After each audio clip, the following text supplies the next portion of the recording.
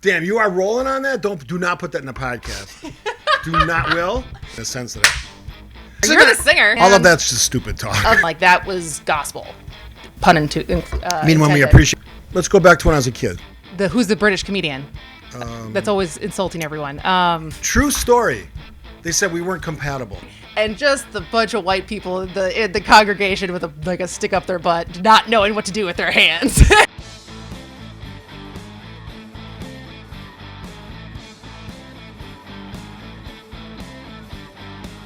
God, it's been a while since we podcasted. Has it been like a couple weeks? I think we do this well, no, because it has been longer than 2 weeks because we're now doing this on a Tuesday today for a Thursday release. So since we've podcasted last, which I think is episode 7. That was 7. This is 8.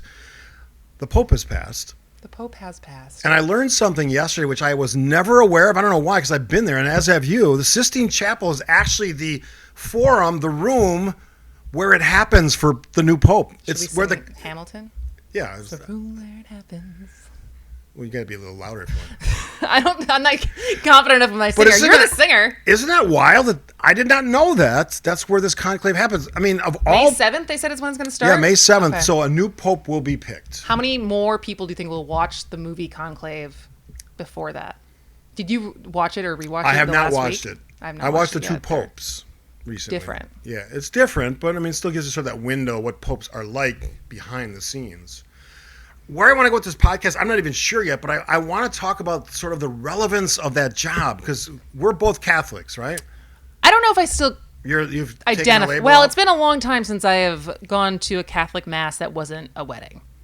Okay, and I've been to a mass in the last 2 months, so I mean... Okay. So you're more practicing than I am, but yeah. I was raised Catholic. I went to Catholic school. What was the school? Shout out to Queen of Peace. Our Lady Queen of Peace in Madison, Wisconsin, which I guess there's a Queen of Peace in Milwaukee that's much more conservative. There's multiple Queen of Peaces. Yeah, so the one in Madison, I don't remember. I've heard it's been interesting because I wrote a piece about this. We're going to get to that. So it's been interesting to the people who have reached out to me who've also went to that Queen of Peace, and it sounds like there was different eras of how conservative or progressive it was as a parish. But went to Queen of Peace, went to church. My parents went to Catholic school, and then as I got older, both for myself, but also even for my parents, it kind of just eroded. And so my parents don't even go to church. Interesting. More like they're not even on Easter or Christmas. Like we used to do Christmas 4 p.m. mass. Midnight mass for us. And then come home and have dinner. And I honestly, it's probably been 10 years since we went to mass on Christmas. And desire to go back. So that's what's been interesting. Even before the Pope died. And I don't know if it's something specific about having a child and reflecting on it a little bit. So like my husband was not raised really with any religion. In his first marriage, got confirmed Lutheran for his ex-wife.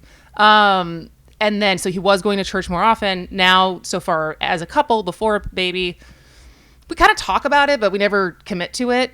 And then since having a kid and reflecting on some of the like character, morality stuff that I feel like I'm trying to parse out what I gained from religion and religion classes and the Bible versus what I got just because my parents are good people.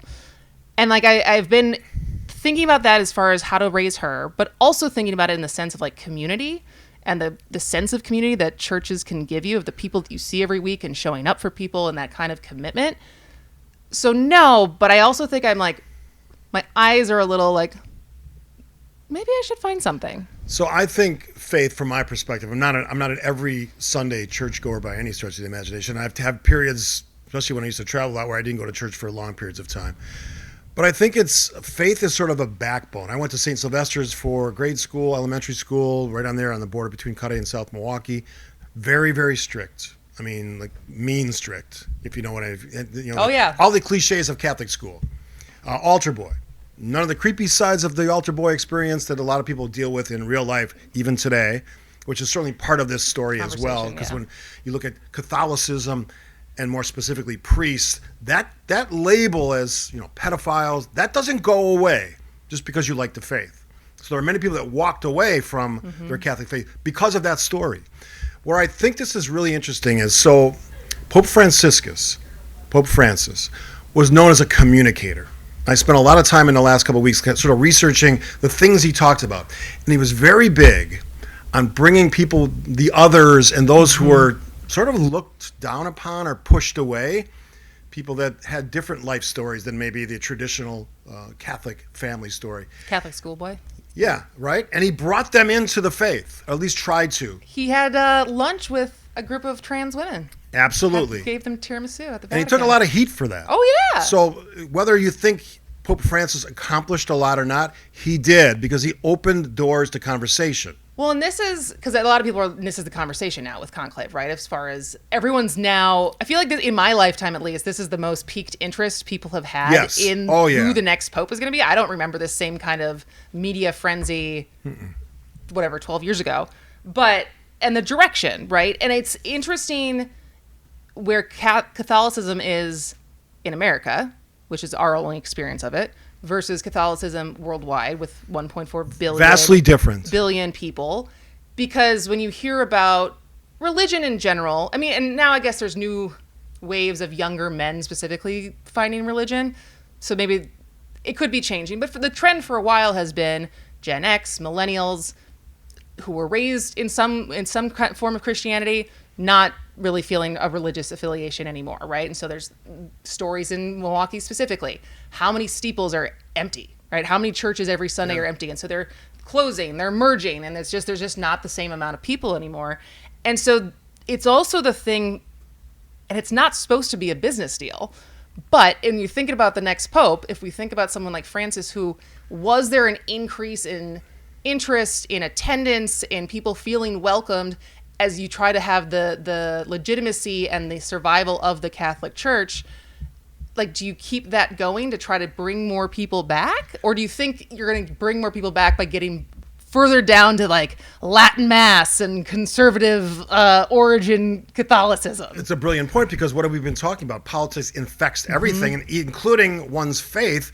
And if we have this rise of evangelicals in the United States or very conservative Christians, they're already pushing for some names we've thrown out on the show, for those bishops to be considered as the next pope. But why do evangelicals have a say in this at all? Well, they don't, but you know everyone has a say in everything now. No, I know, but that's what's so funny, because isn't that kind of the trope as far as the different denominations always being like, well, Catholics aren't really Christian, which I don't really understand. All of that's just stupid talk. I have not done enough of a deep dive of the different denominations and how they manifest.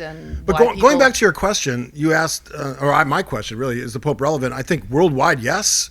Here, I don't know. I don't know if he's as relevant. Well, what do you mean by like define relevant? In one's life, following the principles of Catholicism. Oh, in you this mean case, like looking to someone and taking lead from the Pope? Right. Here is my parish. Here is my priest. Here's what they tell me. I try to follow those disciplines and those tenets of our faith. I don't think that happens that much for Catholics, with some exceptions in some areas of the country, like it used to 20, 30, 40 years ago. I think that's a given. Do you think that's a reflection of Catholicism or in just the evolution of individuality? Because I really, the way you put that reminded me of, like, used to be doctors. Word was like that what the doctor said, the nurses defaulted to the doctor. There was no questioning the doctor, and like that was gospel. Pun intended. When we appreciated science? Well, yeah, but now there's like, you get a second opinion and stuff like that. And I'm not saying it's a good thing or a bad thing, but it's just like, is there more questioning in general versus this is what my priest says, this is what the parish says, this is what the Pope says, and this is how I live my life? Technology plays a role.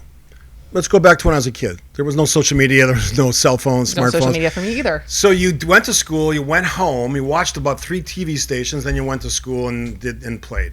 Now, young children have smartphones. We're bombarded with all this stuff that's happening in our world, literally our entire world and beyond our world now, because you can see things happening on Mars thanks to the rovers. We are bombarded with that stuff. There's so many different pieces to what we hear about every day, where it used to be just the focus of our parish and our family. Now it's everything else. It's other people's faith, other people's non-faith. And then you asked about science. Science is certainly part of this as well. We question everything now. There are really important, smart people who deny any existence of faith or God. And those are conversations that happen every day on the internet that I watch because I'm curious about them. So because my stuff is still coming back to like questioning faith. My desire to go back to church or find a church still has nothing, if I'm being totally honest, with like my relationship with a higher power.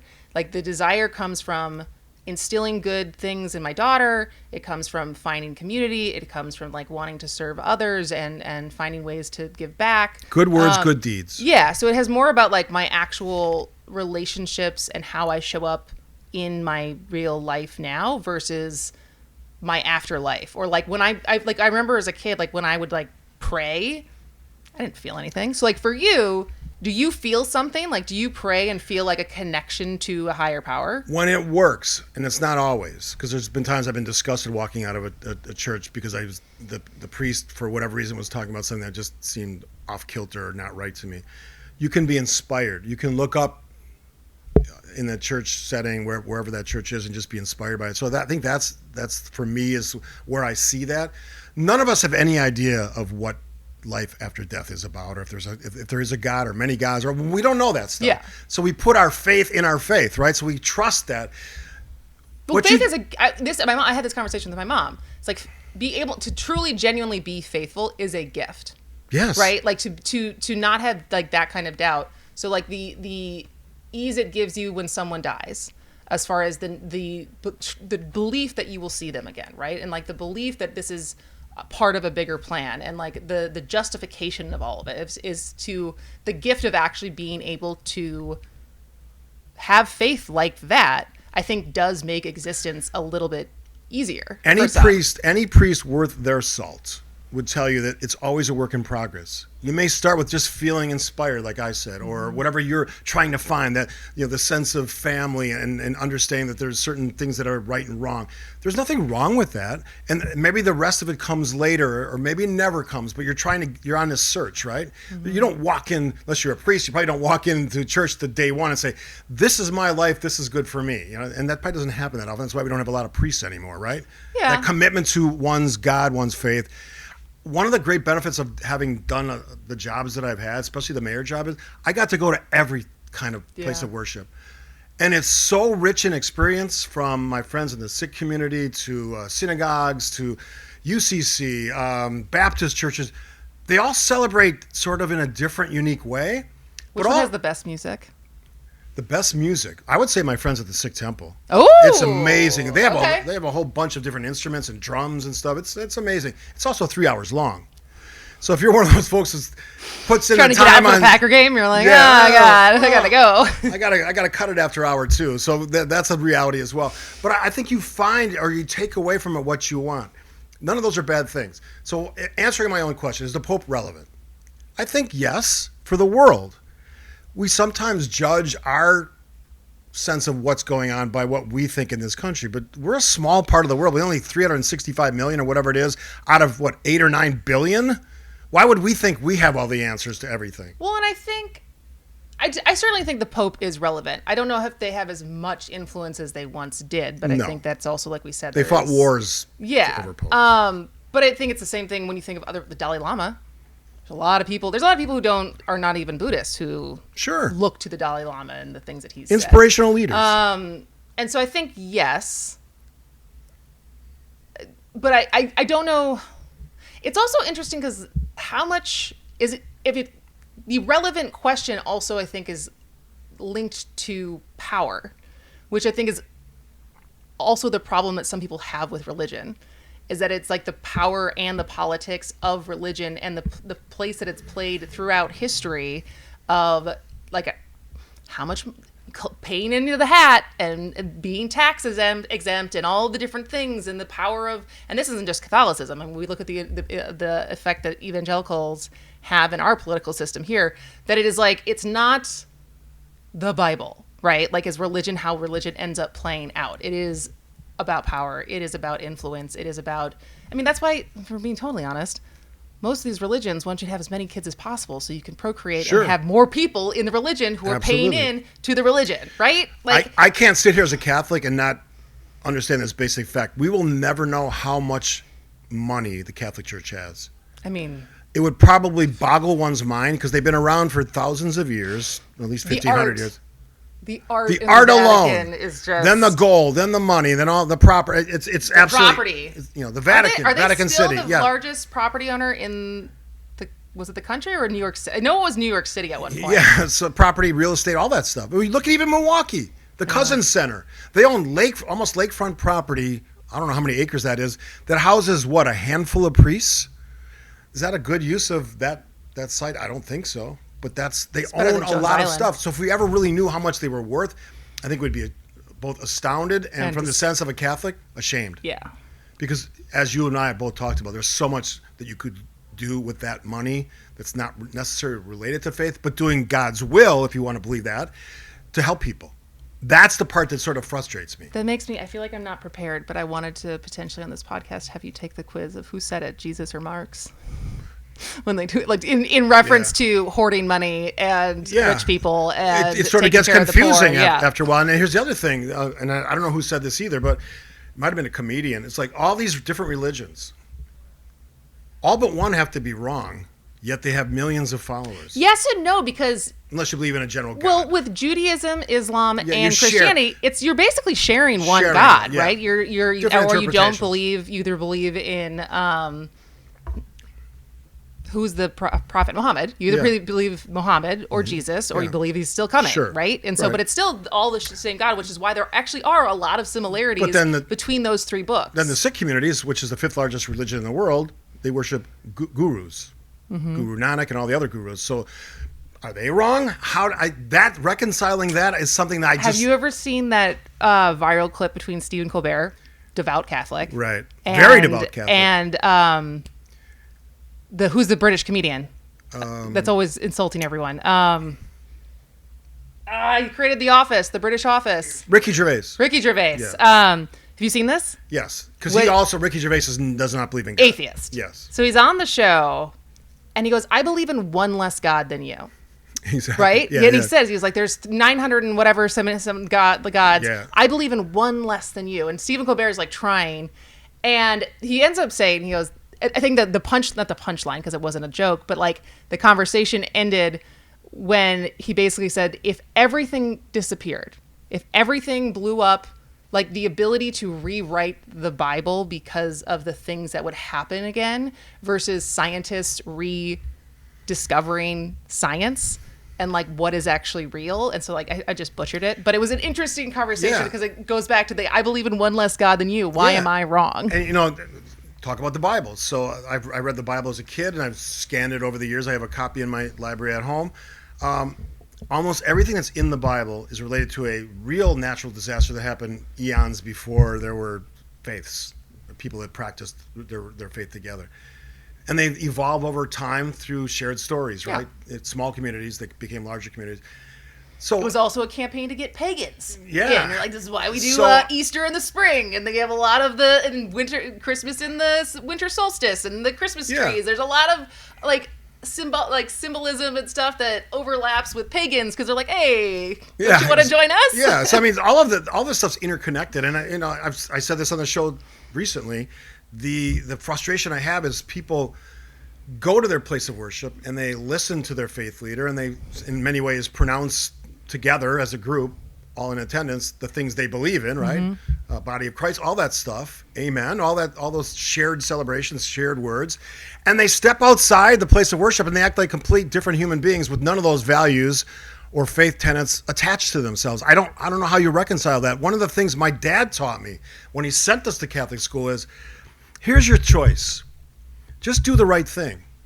However you deem that right, whatever you deem that right thing to be, just that's your choice. Mm-hmm. You have to figure it out. Use your conscience, use your faith, use your experience, use your education, and then you make the right choice. And that's sort of a faith plus that I've always used. You try to make the right decision based on all of that, not one thing. I think faith can guide, and popes can guide because they are the leader of this massive, whatever the number is. 1.4 billion. Yeah. That's a lot of people in a world, what is it, 1/8 of the population. That's pretty significant.